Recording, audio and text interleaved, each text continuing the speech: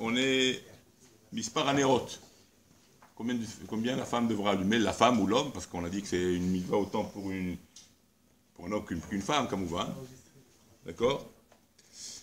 Mais on a laissé la priorité à la femme pour l'allumage des bougies. Pourquoi on a laissé la priorité? Pour plusieurs raisons. Parce que la première raison essentielle à ce niveau-là, la priorité à la femme, parce qu'elle a emmené l'obscurité dans le monde, le fait qu'on a mangé le fruit interdit, alors quelque part elle doit ramener de la lumière dans le monde. Elle a emmené l'obscurité, on doit ramener de la lumière. Bien sûr, c'est le lien de la Shalom Bayit. Le lien du Shalom Bayit, elle est Akeret Bayit, elle est essentiellement dans la maison, c'est elle qui a le plus de temps dans la maison.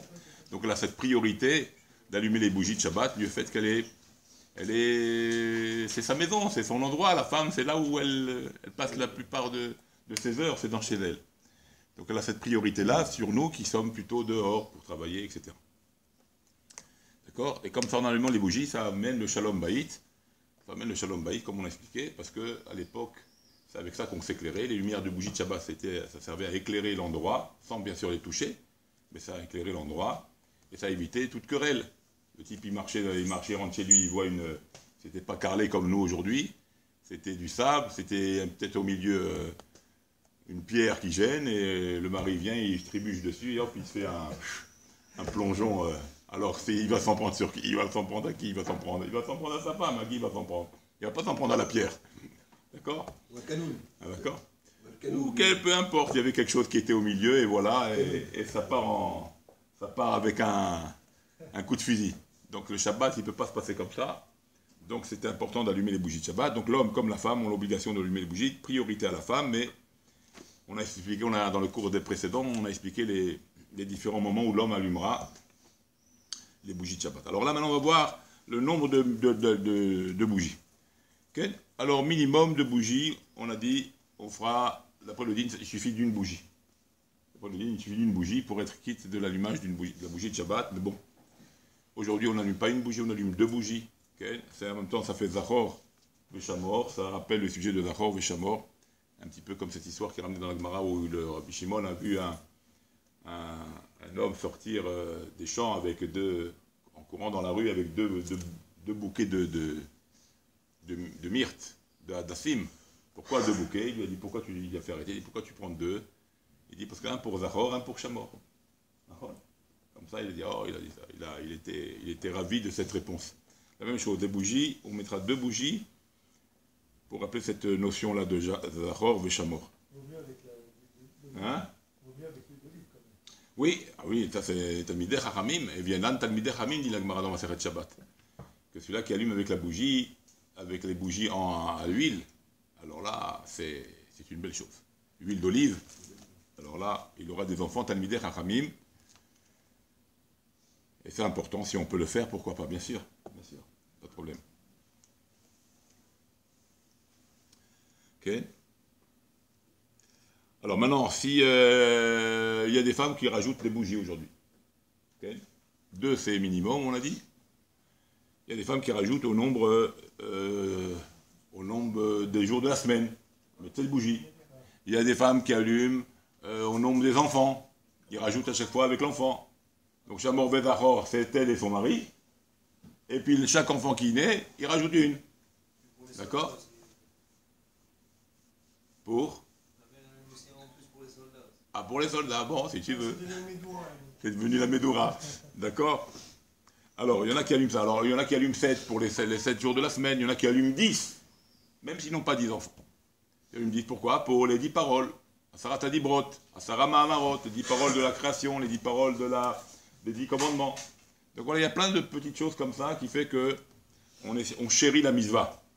On chérit la mitzvah en rajoutant de la lumière. Et plus il y a de la lumière, plus on voit, et plus le shalom repose à la maison. D'accord? Donc c'est pas quelque chose de problématique d'allumer plusieurs bougies.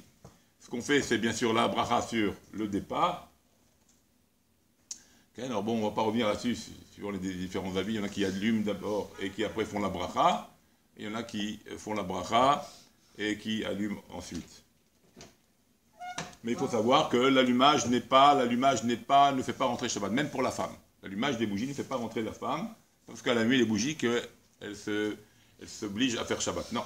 L'allumage n'a pas de rapport, c'est pas l'adlaka qui fait rentrer Shabbat. D'accord? C'est la Kabbalah Be'amira qui fait rentrer Shabbat. Même pour la femme. D'accord? Donc, en général, on fait un tnaï, une fois dans l'année, ça suffira, une fois dans l'année, on fait la condition de dire que pour tous les Shabbatot, que ça soit ainsi pour tous les Shabbatot, que l'allumage ne fait pas rentrer mon Shabbat, comme ça, elle sort de tous les safek, comme ça conseille le Rama de faire, de dire le tnaï, la condition, comme ça, il n'y a pas de souci à ce niveau-là. Donc elle pourra, c'est comme ça font des gens, qu'ils allument, ils savent qu'ils vont aller chez les parents et qu'ils vont devoir rentrer à la maison pour dormir.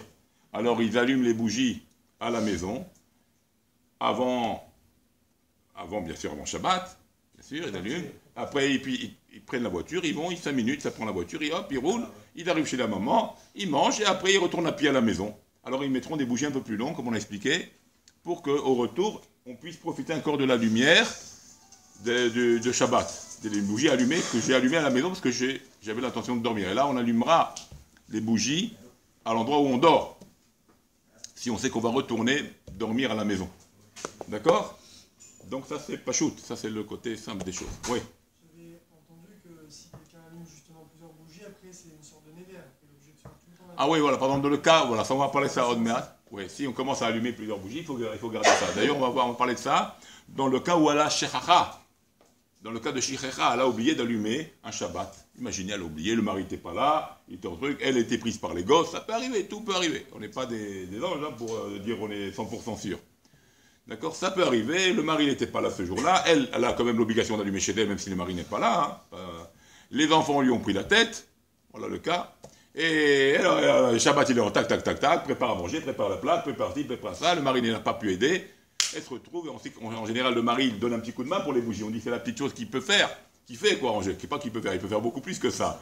On voit ça dans la Gemara, où les Chachamim là-bas faisaient préparer des choses pour Shabbat. Et c'était ça le kavod du Rav, qui prépare pour Shabbat les choses. Donc le mari n'était pas là pour préparer les mèches, les bougies, etc., comme on l'a expliqué. Et qu'est-ce qui s'est passé? Elle a oublié. Elle a oublié d'allumer. Dans le cas de l'oubli, alors on va lui imposer un knas. On va lui faire un knas. Un knas, c'est-à-dire une amende, en rajoutant, ou si elle allume avec des bougies de cire, en rajoutant une autre bougie. Et donc elle rajoutera une bougie. Et comme ça, pour tous les Shabbats, cette bougie, on va dire elle a allumé 10 bougies jusqu'à maintenant, et ben elle devra, à partir de maintenant, après l'oubli, le Shabbat d'après, elle devra allumer 11 bougies chaque Shabbat. Pendant combien de temps? Pendant tout le temps. Et chaque oubli, une bougie de plus. Comme ça, tu n'oublies plus. On te bloque. Si c'est avec de l'huile, alors si c'est avec de l'huile, il faudra rajouter un peu plus de quantité d'huile. C'est pas besoin de remettre une autre lumière d'huile. Il suffit de rajouter de l'huile un peu plus.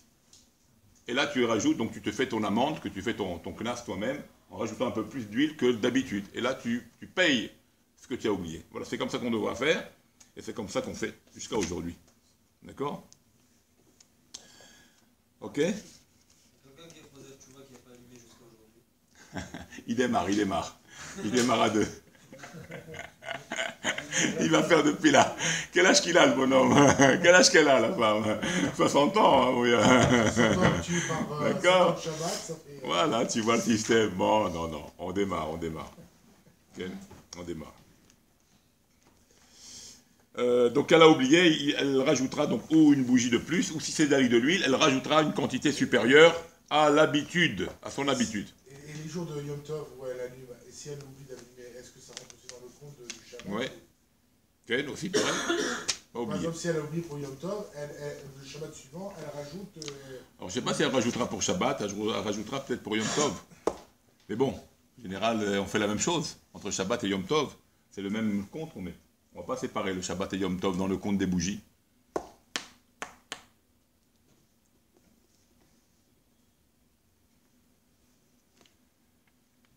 D'accord?